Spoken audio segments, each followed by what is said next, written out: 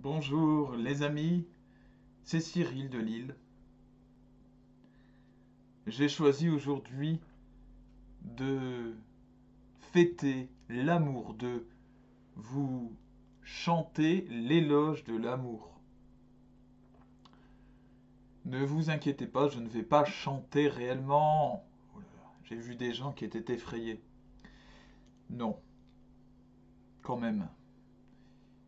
Ce que je veux dire, c'est très sérieux, c'est que tous nos problèmes, tous les problèmes que nous pouvons connaître, viennent du manque d'amour. Alors, je n'ai pas spécialement écrit de texte pour cette vidéo.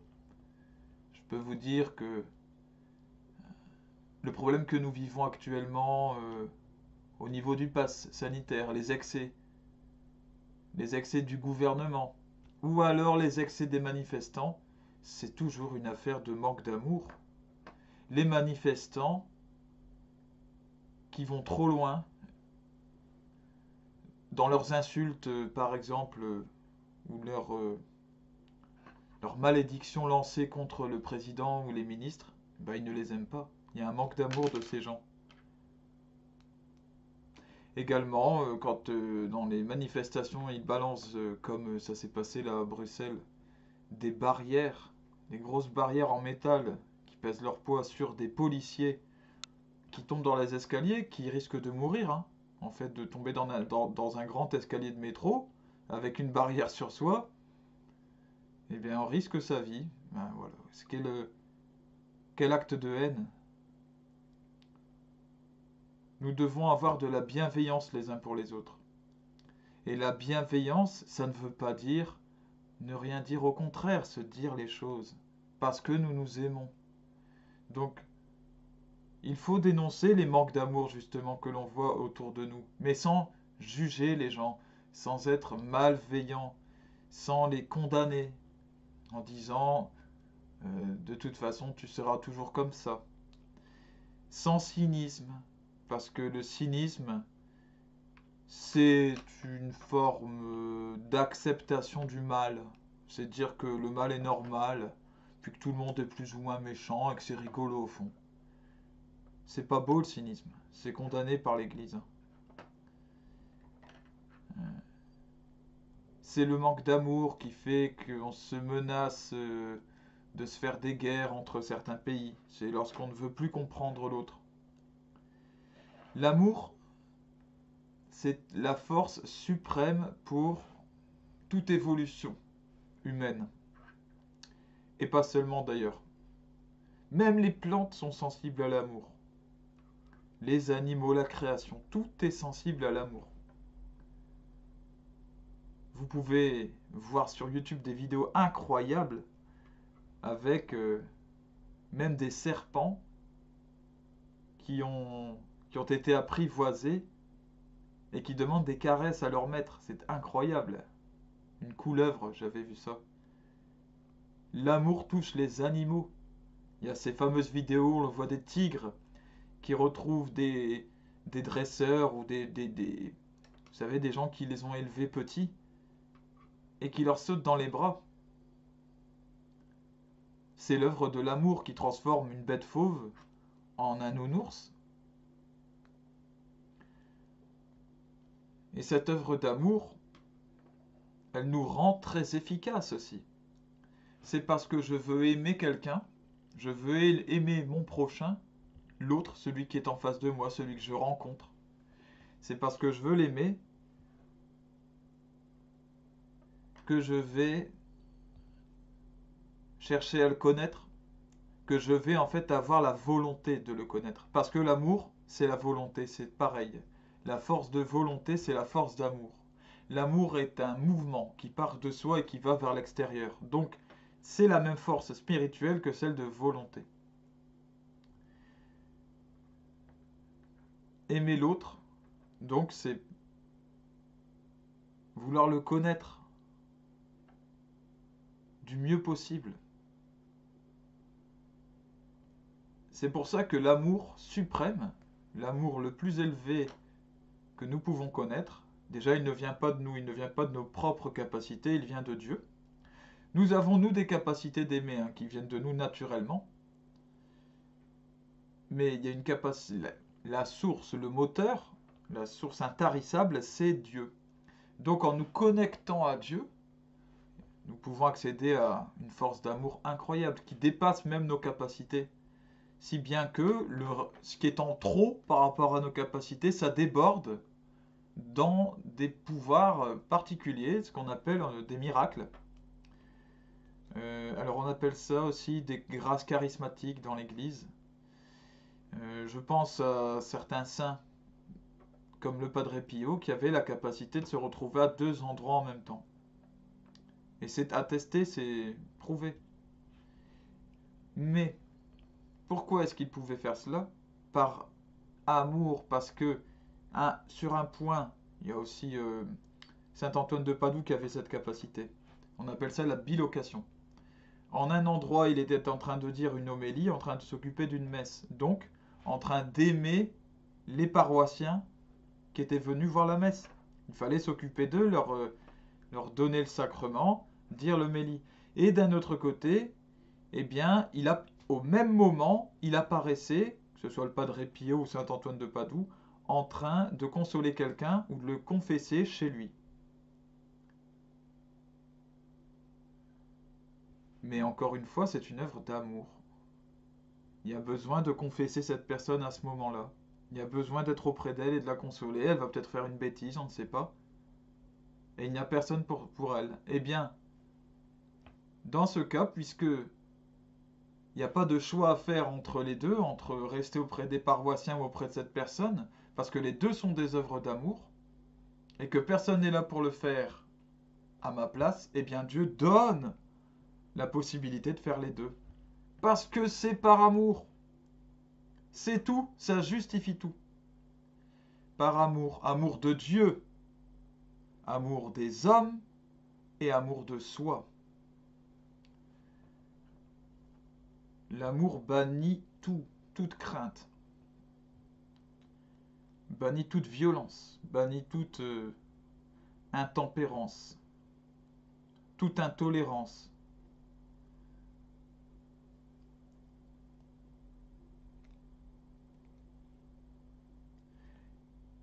C'est l'amour qui rend poli, la simple politesse, tout ce que nous voulons voir de bon dans cette société. Toutes les bonnes mesures qui seraient à prendre par un gouvernement viennent de l'amour. Ce sont toujours des mesures d'amour. Seulement, bien sûr, l'amour, ce n'est pas un concept théorique. Il y a une théorie, mais ça se concrétise dans des faits précis. Mais tout doit venir de l'amour. En termes politiques, ben, j'aime la France, donc je vais agir pour elle.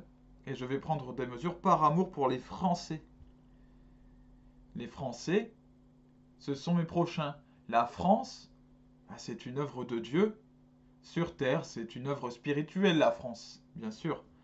Il y a quelque chose de géographique, mais il y a aussi une entité spirituelle. Quand on parle de la France éternelle, la France fille née de l'Église, on ne parle pas d'une terre géographique, on parle d'une entité spirituelle et on l'aime. Voilà, comme on peut aimer un autre pays. C'est l'amour qui nous rend aussi euh, patients et tendres avec les autres et qui nous rend capables d'accepter même leurs défauts. C'est l'amour qui nous fait aimer la vérité. Pourquoi? Parce que la vérité, c'est ce qui est. Et le mensonge, ou la fausseté, c'est ce qui n'est pas. Quand on aime, on cherche ce qui est. On ne peut pas aimer ce qui n'est pas. Vous comprenez? La force de volonté va vers tout ce qui est. Pas seulement matériel, bien sûr. Je vais aimer un caractère d'une personne, c'est pas matériel. Je vais aimer sa sensibilité. C'est pas matériel non plus. Je vais aimer la culture de mon pays. c'est pas matériel. Mais en tout cas, il y a quelque chose de vrai, toujours de réel à aimer.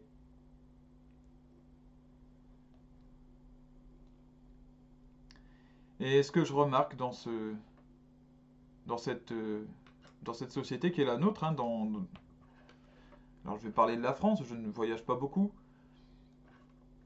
eh bien c'est que cet amour-là, il s'étiole énormément. On dirait qu'il disparaît, on a l'impression qu'il devient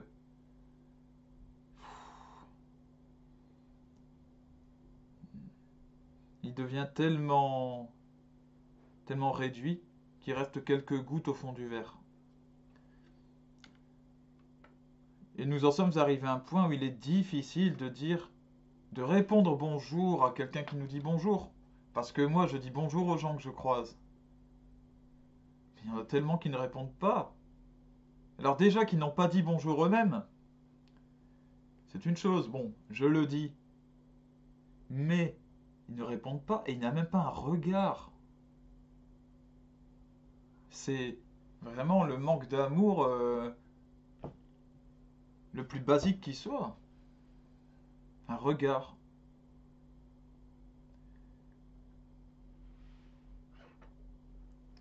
Et voilà ce qui fait que nous touchons le fond. Voilà ce qui fait que nous allons vivre une fin des temps et l'arrivée d'un antichrist. C'est le manque d'amour. Que ce soit l'amour de Dieu, l'amour du prochain ou l'amour de soi-même. L'amour vrai, sincère. Pas les chimères d'amour. Voilà, il y a des chimères, hein, il y a des faux amours, bien sûr. Par exemple, les idéologies. J'aime mon parti politique. J'aime tel. Mais non, ce n'est pas une entité spirituelle, un parti politique. Il n'y a pas sur Terre un lieu qui s'appelle Parti Socialiste. Donc, par exemple, il n'y a pas un lieu sur Terre qui s'appelle Reconquête. Il n'y a pas un lieu sur Terre qui s'appelle Rassemblement National, etc. Et ça, je pourrais en donner l'exemple pour tout. Il n'y a pas un lieu sur Terre qui s'appelle Olympique de Marseille. Donc les histoires de bataille entre l'OM et le PSG, ou alors les histoires de s'insulter pour des histoires de foot ou d'autres sports, hein, ça n'a aucun sens parce que ce ne sont pas des réalités. C'est ça l'idéologie. Les idéologies se retrouvent à plein de niveaux, c'est quand on est détaché du réel. Aimer la France, par contre, c'est concret. Voilà. Parce que c'est que l'amour spirituel, qui est très important, aimer, aimer mon prochain. Alors là c'est concret, ce sont des gens vraiment physiques, matériels, mais pas seulement. Aimer nos défunts, aimer ceux qui sont au ciel. Nous pouvons prier pour eux, et même, nous devons prier pour eux. Parce que figurez-vous que ceux qui sont au ciel, ceux qui sont morts, ils sont au ce qu'on appelle le purgatoire, et donc ils attendent que nous prions pour eux pour qu'ils puissent passer dans le paradis. Parce que tant que nous n'avons pas prié, eux ils ne peuvent pas, ils ne peuvent plus prier pour eux, là où ils sont. C'est fini, ils attendent. Et donc nous devons aimer ces gens pour prier pour eux. Parce que nous serons dans leur cas un jour, bien sûr. Voilà. Et le faux amour du prochain, c'est ce que nous entendons. Il y a beaucoup de scandales autour des histoires sexuelles en ce moment. Ben, c'est un petit peu ça le centre, hein, l'épicentre du faux amour. C'est ben, j'aime mon prochain, donc j'ai des rapports sexuels avec lui forcément. Il y a des publicités qui vous disent vous pouvez tester l'aventure et vous aimer à trois. Comme si pour aimer son prochain, il fallait des rapports sexuels. C'est pas pourquoi. L'amour, c'est une force de volonté qui nous pousse à nous intéresser à l'autre, à savoir qui il est, et à avoir de la bienveillance pour lui, et surtout à vouloir que lui aussi vive éternellement, comme moi, au paradis, dans le bonheur éternel. C'est ça. Le reste, nous choisissons pour ceux qui sont amenés à se marier, eh bien, dans notre vie, il y a une personne que nous allons aimer, comme tous, nous devons aimer tout le monde, mais il y en a une qui va, ou un, qui va correspondre, nous correspondre de manière particulière, correspondre à notre caractère, à notre mode de vie. C'est à ça que nous allons voir qu'avec cette personne, nous pouvons nous unir. Et dans ce cas, nous nous unissons par le mariage, et là, il y a le rapport sexuel pour vivre cette union physique, aussi au niveau physique, et pour vivre la transmission de la vie avec cette personne, le don de la vie, à un autre être humain qui sera le mélange de nous deux. Ça, c'est un acte d'amour. Le reste, ce n'est pas une question d'amour d'avoir des rapports sexuels avec son prochain si ce n'est pas dans ce cadre-là. Non, c'est une déviation, c'est-à-dire que, eh bien, on a envie de jouir. On a envie de jouir de son corps, on a envie de faire jouir l'autre de son corps. C'est tout. La volonté peut, peut, peut venir d'une volonté d'amour. Seulement, le résultat, c'est toujours la souffrance. C'est toujours le décalage de l'autre, c'est toujours un moment, on se décale d'un autre amour. Par exemple, on ne fait plus d'enfants. On ne fait pas d'enfants, je pense aux relations homosexuelles. Et donc on n'aime plus son pays. En faisant cela, en se coupant du don de la vie, on n'aime plus Dieu non plus. Un amour ne doit pas nous couper d'un autre. Quand j'aime l'autre, quand j'aime les autres, mes frères, je ne dois pas me couper de Dieu. Sinon, ce n'est plus un véritable amour. Quand j'aime Dieu, de tout mon cœur, je ne dois pas ne plus aimer mes frères. Sinon, je deviens très jugeant, très dur. Et pareil, quand je m'aime moi, d'un amour sincère, je ne dois pas oublier d'aimer mes frères ou d'aimer Dieu. Tout va ensemble. C'est un petit peu comme égalité, liberté, fraternité.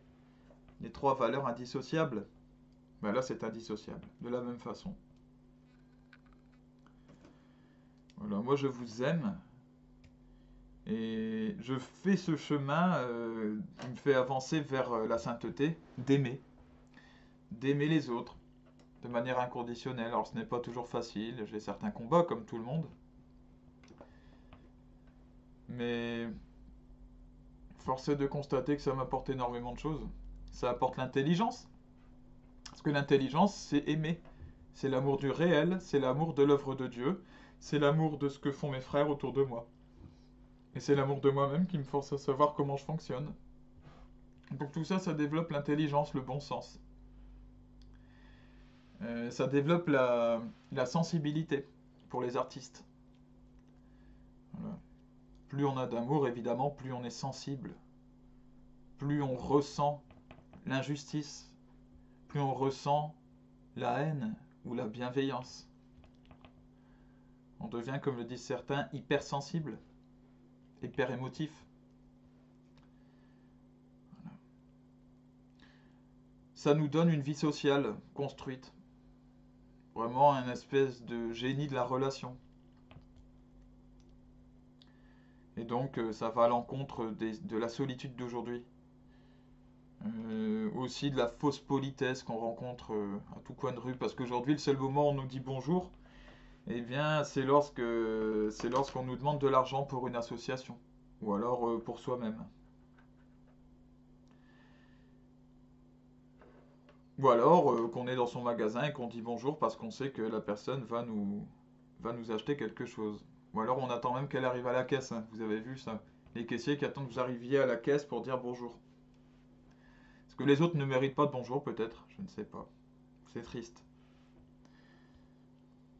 L'amour nous rend même plus forts physiquement. Nous fait vaincre les maladies. Voilà. C'est un scoop. Parce que l'amour développe énormément d'hormones en nous. Et des hormones positives qui nous donnent de l'énergie. Pourquoi? Parce que nous avons envie d'agir. Nous avons envie d'aider les autres. Nous avons envie de nous rendre disponibles, de nous rendre utiles. Ça, c'est l'insulte à la mode, tu sers à rien. Ben, pour le coup, nous avons envie de servir à quelque chose. C'est pour ça que c'est si blessant d'entendre tu ne sers à rien. C'est une blessure d'amour. C'est pas bien d'ailleurs de dire ça. Sauf si c'est totalement vrai, mais c'est rare.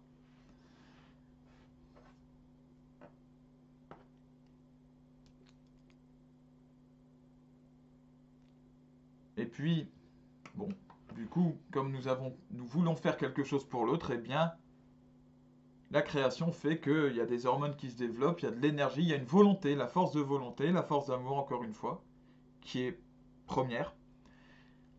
Et du coup, le corps est en forme.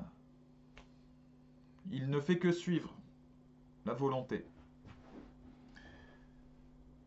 Oui. Mais cet amour, si vous ne le trouvez plus en vous, si vous ne le trouvez plus dans le monde, eh ben, demandez-le à Jésus. Parce que c'est lui qui détient la marmite de potions magiques. C'est lui qui en a. Personne d'autre.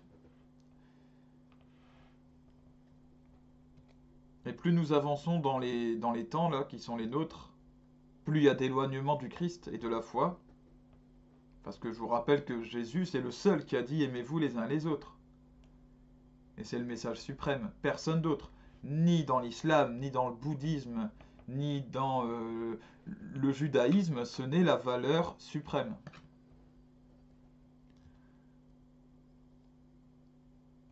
Donc si vous ne passez pas par lui qui en plus l'amour fait homme, vous n'avez pas de moyen de retrouver cette chose-là.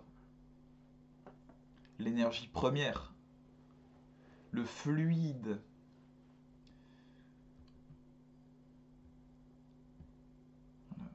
Voilà pourquoi je fais tant de vidéos où je vous parle de Jésus, où je vous parle de la nécessité de se convertir.